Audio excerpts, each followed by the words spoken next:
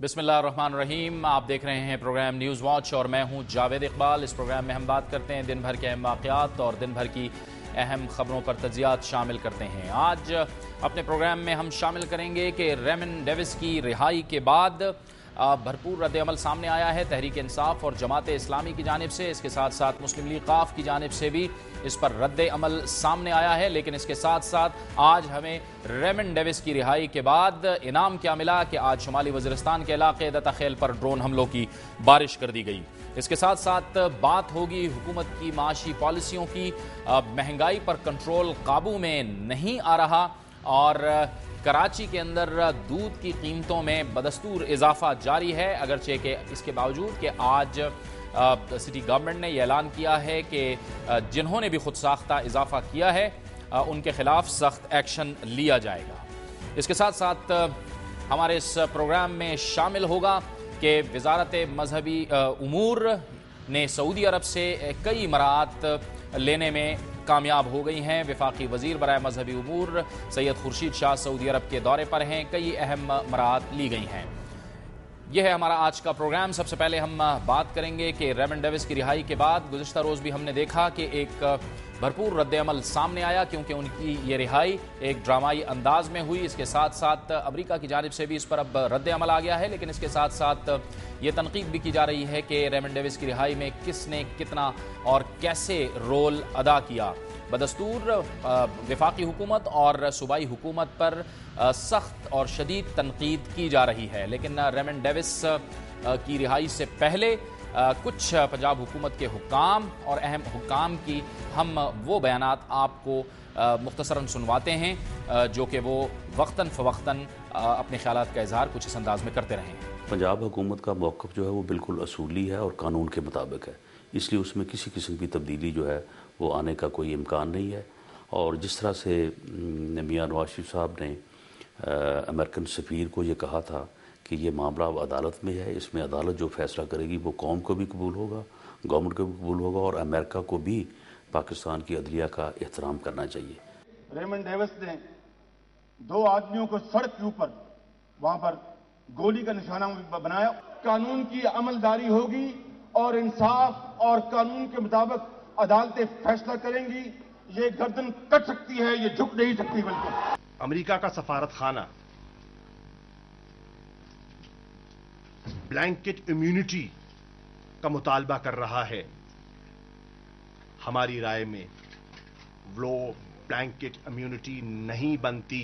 पंजाब हुकूमत आइन और कानून और इंसाफ को फॉलो कर रही है। बस ये थे वो बयानात जो हमने देखा कि पंजाब हुकूमत के अहम हुक्काम ने कुछ अरसा कबल दिए। लेकिन अब सवाल अहम यह पैदा हो रहा है कि मुस्लिम लीग नून की तरफ से वफाकी हुकूमत पर यह इल्ज़ाम आयद किया जा रहा है और पीपल्स पार्टी की जानिब से सूबाई हुकूमत पर यह इल्ज़ाम आयद किया जा रहा है। इस हवाले से क्या कुछ हो रहा है, दुनिया न्यूज़ के नुमाइंदे लियाकत अंसारी ने एक रिपोर्ट तैयार की है। आइए आपको पहले ये रिपोर्ट दिखाते हैं।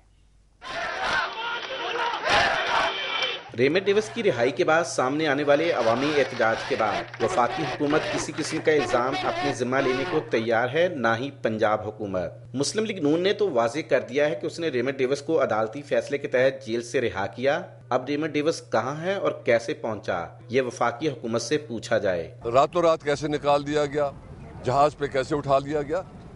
जहाज और एयरपोर्ट्स ये सूबाई हुकूमत के नहीं होते। जबकि पीपल्स पार्टी का कहना है कि वो तो अदलिया के फैसले का एहतराम करती है, ताहम मुज़ाकरात और वुर्सा को रकम की अदायगी के बारे में पंजाब हुकूमत से ही पूछा जाए। मैक्सिमम जो रोल अदा किया है वो गवर्नमेंट ऑफ पंजाब ने किया है और वहाँ के जो नेगोशिएशन हुई है, जो डेट हुई है, वो इसका बेस्ट जो आंसर है वो तो वही दे सकते हैं। मुस्लिम लीग कायदे-आज़म तो रेमन डेविस की रिहाई को बरी होने की बजाय जेल से फरार करार देते हुए वज़ीर आला पंजाब और वज़ीर कानून को इसका जिम्मेदार करार दे रही है। क्या ये जेल के अंदर नहीं था?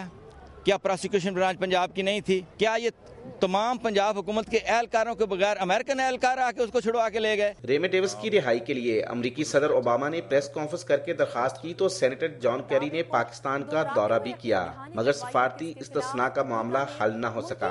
अरकान असम्बली का कहना है कि बिल आखिर शरीयत के मुखालिफ अमरीका के इस्लामी शरीयत का दियत कानून ही काम आया। अमरीका को इस वक्त सिर्फ इस्लाम के नाम ने बचाया है और इस्लाम ने फेवर किया है रेमन डेविस को, और इसके ऊपर किसी हुकूमत का, किसी एजेंसी का کوئی تعلق نہیں ہے اور امریکہ کو جو ہے اسلام کا شکر ادا کرنا چاہیے۔ پنجاب ہو یا وفاق، دونوں کی برسر اقتدار جماعتیں اسلامی شریعت کے دیت قانون کے تحت نکلنے والے حل سے خوش نظر آ رہی ہیں۔ ریمنڈ ڈیوس کی رہائی پر جہاں سیاسی جماعتیں ذمہ داری ایک دوسرے پر عائد کر رہی ہیں، وہیں پر ارکان اسمبلی میں یہ سوچ بھی پائی جا رہی ہے کہ شریعت مخالف امریکہ کے بالآخر اسلامی شریعت کا ہی ایک قانون کام آیا۔ کیمرہ مین عاشق علی کے ساتھ لیاقت انصاری، دنیا نیوز، لاہور۔ آج کراچی، پشاور یونیورسٹی اور لاہور کے مختلف علاقوں میں بھرپور رد عمل اس میں سامنے آیا، اور پشاور یونیورسٹی میں بھی تحریک انصاف کے اسٹوڈنٹس جو فیڈریشن ہے اس کے طلباء نے بھرپور احتجاج کیا۔ اس وقت ہمارے ساتھ ٹیلی فون لائن پر انصاف اسٹوڈنٹ فیڈریشن کے سیکرٹری جنرل فروخ حبیب موجود ہیں۔ فروخ، بتائیے کہ کل سے آپ کا یہ احتجاج شروع ہوا، کل تو پہلے ہی جمعے کو عمران خان صاحب نے احتجاج کا اعلان کر رکھا ہے، کیا حکمت عملی ہے آپ کی؟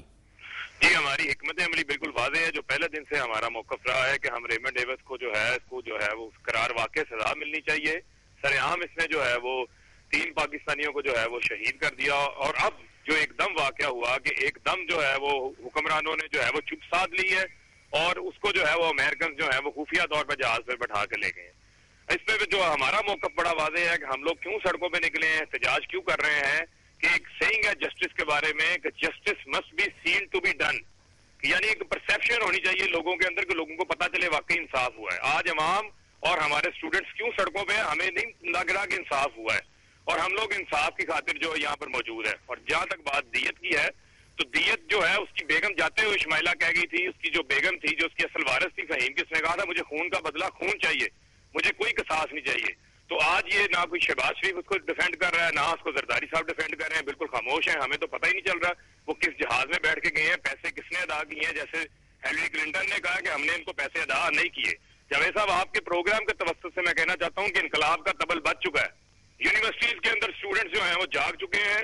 آج پورے پاکستان کے اندر جو ہے وہ آئی ایس ایف کے جو ہے وہ نوجوان، باقی طلبہ تنظیمیں جو ہیں وہ سڑکوں پہ نکلی ہیں، اور ہم لوگوں نے جو اپنا احتجاج پورا امن ہو رکھا ہے، لیکن حکومت نے اچھے ہتھکنڈے استعمال کیے۔ آج پشاور یونیورسٹی کے اندر گھس کے جو طلبہ پورا امن طور پر احتجاج کر رہے تھے، ان پر ان لوگوں نے آنسو گیس پھینکی، لاٹھی چارج کیا، اور ہمارے کئی ساتھی جو ہے ابھی بھی گرفتار ہیں۔ اگر حکمرانوں نے بہت بہت شکریہ فروخ حبیب، ہم سے گفتگو کر رہے تھے۔ آج تحریک انصاف کے طلباء کو ہم نے دیکھا کہ وہ احتجاج کر رہے تھے، اور کل بھی اعلان کر رکھا ہے تحریک انصاف کے چیئرمین عمران خان نے، لیکن اس کے ساتھ ساتھ آج شمالی وزیرستان کے علاقے دتا خیل میں ڈرون حملوں کی بارش کر دی گئی ہے۔ اطلاعات کے مطابق نشانہ بنایا گیا ہے حافظ گل بہادر کے لوگوں کو۔ اطلاعات جو آ رہی ہیں اس میں بتایا گیا ہے کہ 80 افراد اس ڈرون حملوں میں جو کہ تعداد ان کی 12 بتائی جاتی ہے، ہلاک ہو گئے ہیں۔ یہ اگر دیکھا جائے تو ایک دن میں ڈرون حملوں کی سب سے بڑی تعداد بھی ہے، اور ہلاکتوں کی بھی سب سے بڑی تعداد ہے۔ اسی پر ہم بات کریں گے، لیکن اس سے پہلے ہم لیتے ہیں ایک بریک، اور بریک کے بعد ہمارے پروگرام کا سلسلہ جاری رہے گا۔